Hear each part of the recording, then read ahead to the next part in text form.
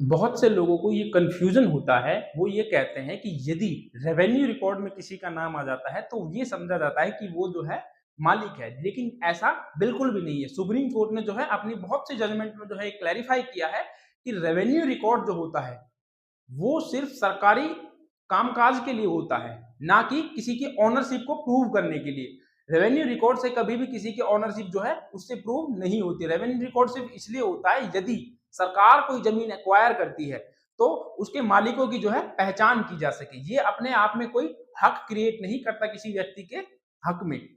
मान लीजिए यदि किसी के खिलाफ जो है कोई म्यूटेशन जो है एंटर हो जाती है गलती से भी, गलती से हो जाती है या फिर वो सही तरीके से जो है एंटर हो जाती है और कोई दूसरा व्यक्ति जो है उसी प्रॉपर्टी पर 50-100 सालों से रहता हुआ आ रहा है, तो क्या जिसके नाम म्यूटेशन दर्ज है, तो क्या वो मालिक हो जाएगा ऐसी कंडीशन में?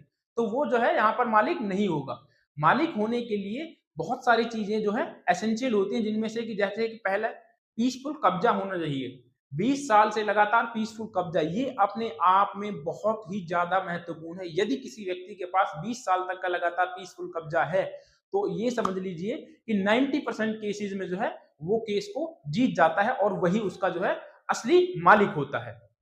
और भी बहुत सारी चीज़ें हैं इसमें देखना होता है। यदि मान लीजिए अलग-अलग मैटर्स की तरह होते हैं, जैसे कि पहले किसी ने प्रॉपर्टी खरीदी, बाद में वही प्रॉपर्टी किसी और को बेच दी गई, तो उस कंडीशन में क्या होता है, जिसने पहले प्रॉपर्टी खरीदी है वो उसका ओनर होगा या फिर जिसने बाद में खरीदी। तो बहुत सारी चीज़ें देखने की होती है, बट इसमें ये बिल्कुल भी नहीं है कि कोई किसी व्यक्ति का यदि जो है रेवेन्यू रिकॉर्ड में नाम आ गया है, तो वो उस प्रॉपर्टी का मालिक बन गया है, ये कतई नहीं है। ठीक।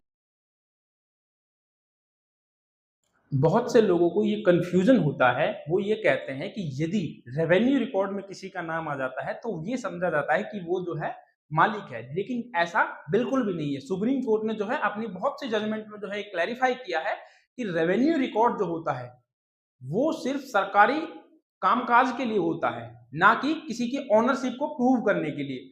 रेवेन्यू रिकॉर्ड से कभी भी किसी की ओनरशिप जो है उससे प्रूव नहीं होती। रेवेन्यू रिकॉर्ड सिर्फ़ इसलिए होता है यदि सरकार कोई ज़मीन एक्वायर करती है, तो उसके मालिकों की जो है पहचान की जा सके। ये अपने आप में कोई हक क्रिएट नहीं करता किसी व्यक्ति के हक में।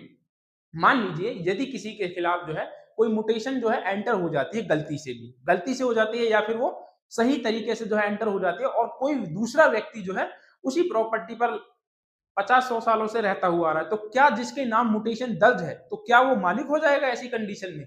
तो वो जो है यहाँ पर मालिक नहीं होगा। मालिक होने के लिए बहुत सारी चीज़ें जो हैं एसेंशियल होती हैं, जिनमें से कि जैसे कि पहला पीसफुल कब्जा होना चाहिए।